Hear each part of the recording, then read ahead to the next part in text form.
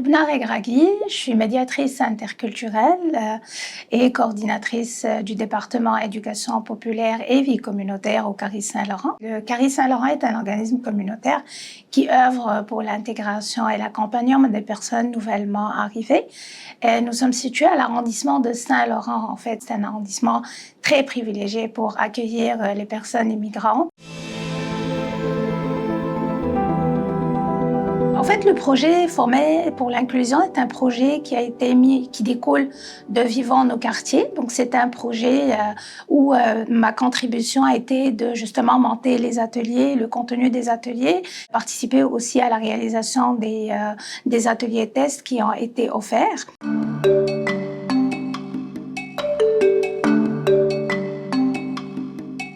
L'approche interculturelle, pour pouvoir la déployer, il faut la comprendre. Donc, les concepts clés, ça nous permet justement de mieux nous approprier l'approche et d'avoir un meilleur déploiement au moment justement de l'intervention. Ce que je trouve comme concept clé, c'est la culture et la communication interculturelle. Alors, par rapport à la culture, je fais toujours la référence avec l'arbre de Das. C'est très explicite parce qu'il y a le volet, en fait, il y a les feuilles de l'arbre qui sont le comportement visible, donc c'est le volet conscient, et c'est ce qu'on perçoit des personnes. Il y a aussi justement le tronc de l'arbre, là c'est comme le volet très solide de l'arbre, on va dire, c'est tout ce qui a trait aux normes. Les normes sociétales que les personnes ont appris. Et finalement, il y a les racines. C'est la partie invisible, c'est le volet invisible, c'est les choses qu'on fait, qu'on déploie, sans parfois en être conscient, justement. Ce qui nous ramène justement à la communication interculturelle. Parce que la communication interculturelle, c'est créer un espace où on peut interagir, donc un espace sain, favorisant un meilleur vivre ensemble dans le respect des uns et des autres. En fait, l'approche interculturelle se traduit dans notre pratique selon deux volets.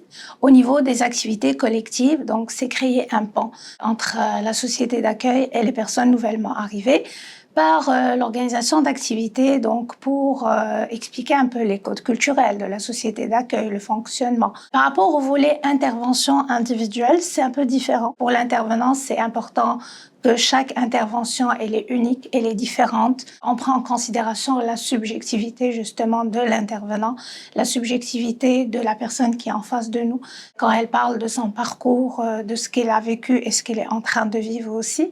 Il faut être à l'écoute de cette personne-là. L'autre volet aussi, c'est tout ce qui a trait aux valeurs, comment les valeurs se traduisent au niveau du comportement de l'intervenant, par exemple. Donc, si on prend juste la notion de respect, donc c'est une valeur commune à toutes les personnes, mais qui se vit différemment.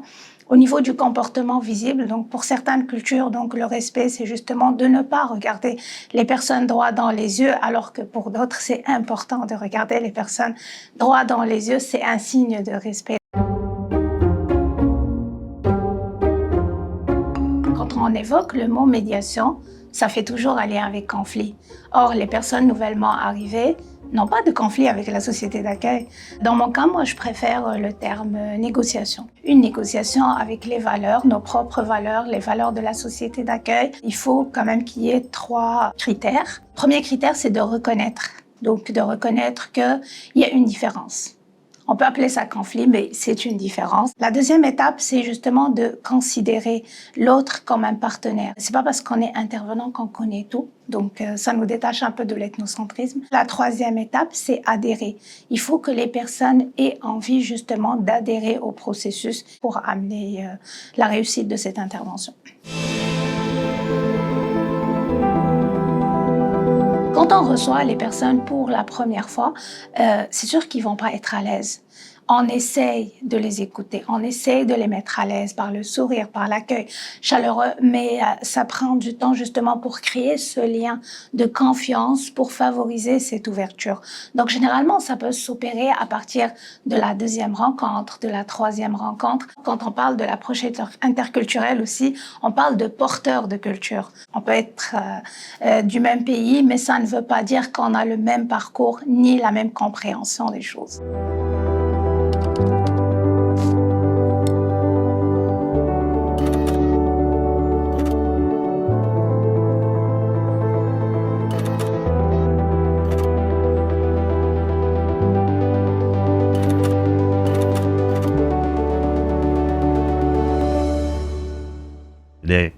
personnes noires qui achètent une voiture neuve se font interpeller beaucoup plus par la police que la population en général. J'ai une de mes proches qui a vécu une telle expérience. J'étais avec lui ce jour-là. Il avait prédit déjà qu'il allait se faire interpeller par la police et c'est ce qui est arrivé.